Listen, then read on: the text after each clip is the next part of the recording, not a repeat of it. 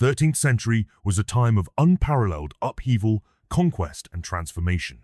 At the heart of this era stood the Mongols, a nomadic people from the steppes of Central Asia, who forged the largest contiguous empire in human history.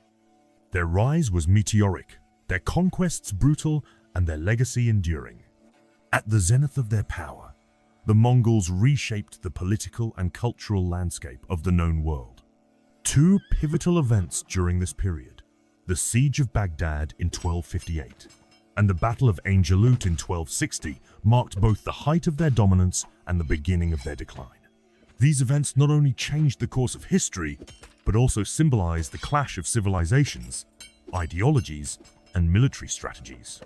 In this documentary, we will delve into the dramatic story of these two events, exploring the Mongols' rise to power, their devastating impact on the Islamic world, and the resilience of those who dared to resist them.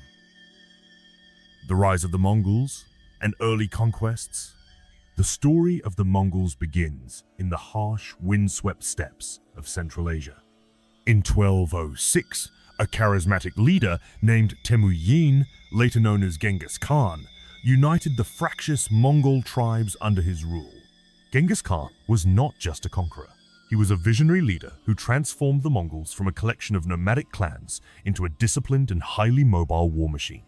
The Mongols' success was built on several key factors. Superior military tactics. The Mongols were masters of mobility, using their swift cavalry to outmaneuver and overwhelm their enemies. Psychological warfare. They employed terror as a weapon, spreading fear through brutal massacres and the destruction of cities. Adaptability. The Mongols were quick to adopt new technologies and strategies from the cultures they conquered, such as siege weapons and administrative systems. Between 1219 and 1221, the Mongols launched a devastating campaign against the Khwarezmian Empire, annihilating its armies and razing its cities. This campaign demonstrated the Mongols' unmatched military prowess and their willingness to use extreme violence to achieve their goals. But the Mongols were far from satisfied. Under the leadership of Genghis Khan's successors, they continued to expand their empire, conquering vast territories in China, Persia, and Eastern Europe. By the mid-13th century, the Mongols had become the most powerful force in the world, and their ambitions showed no signs of slowing down.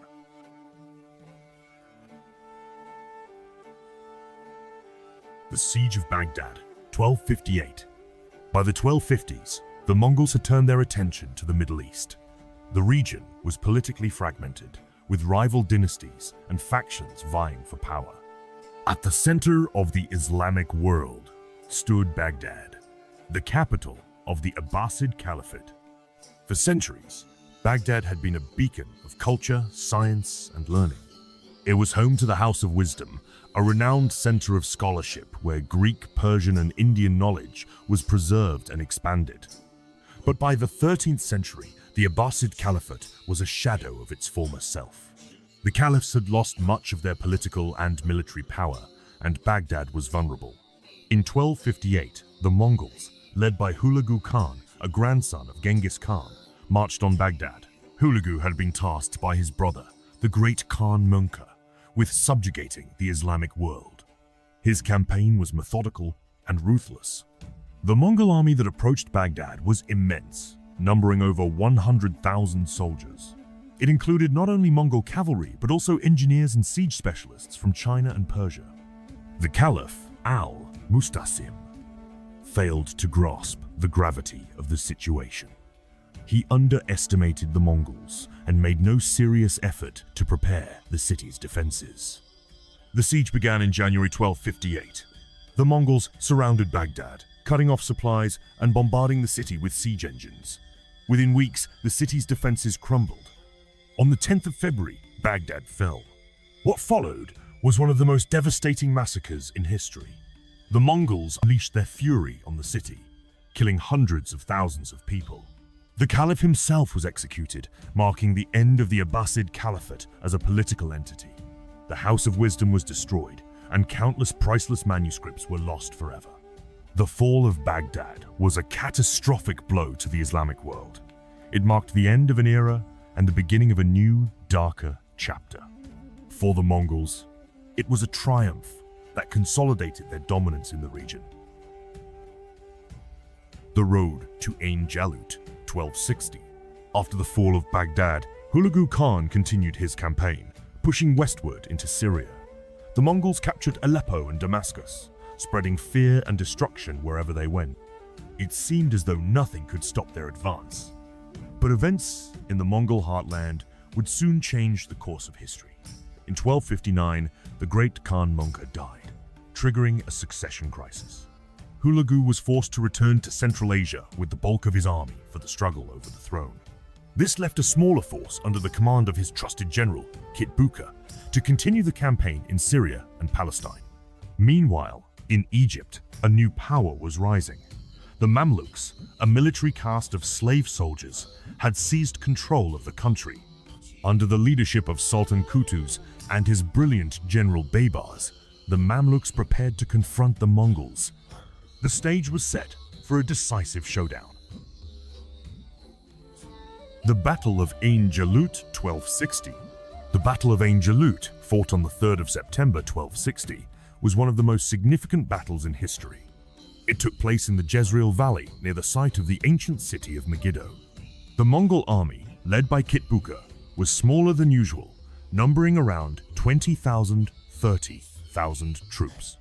Despite their reduced numbers, the Mongols remained a formidable force, confident in their ability to defeat any opponent. The Mamluk army, under Qutuz and Baybars, was roughly equal in size, but had the advantage of fighting on home territory. The Mamluks were highly disciplined and well-trained, with a deep understanding of Mongol tactics. The battle began with a feigned retreat by the Mamluks, a classic tactic designed to lure the Mongols into a trap. Kitbuka, eager to press his advantage, pursued the retreating Mamluks. But as the Mongols advanced, they found themselves surrounded. The Mamluks launched a devastating counterattack, using their superior cavalry and archery to overwhelm the Mongols. The battle was fierce and bloody, but by the end of the day, the Mongols were decisively defeated. Kitbuka was captured and executed, and the remnants of his army fled. The victory at Ain Jalut was a moment of triumph. It solidified their position as the dominant Islamic power and marked the beginning of their rise as a major force in the Middle East. The historical legacy, the Siege of Baghdad and the Battle of Ain Jalut, were two sides of the same coin. One represented the zenith of Mongol power, while the other marked the beginning of their decline in the Middle East. For the Mongols, the defeat at Ain Jalut was a setback, but it did not spell the end of their empire. They continued to rule vast territories and influence the course of history for centuries. However, their westward expansion was halted, and their aura of invincibility was shattered. For the Islamic world, the fall of Baghdad was a devastating loss, but the victory at Ain Jalut offered hope. The Mamluks emerged as the new defenders of Islam, and their triumph inspired resistance against the Mongols and other invaders. The legacy of these events is still felt today. They remind us of the fragility of civilizations, the resilience of those who resist oppression, and the enduring impact of history on our world. The story of the Mongols is one of conquest, destruction, and transformation. At their zenith, they seemed unstoppable, reshaping the world in their image. But even the mightiest empires have their limits. The Siege of Baghdad and the Battle of Ain Jalut stand as testaments to the power of human ambition and the resilience of those who dare to resist it. They are reminders of a time when the world trembled under the shadow of the Mongol Empire and of the enduring spirit of those who fought to preserve their way of life.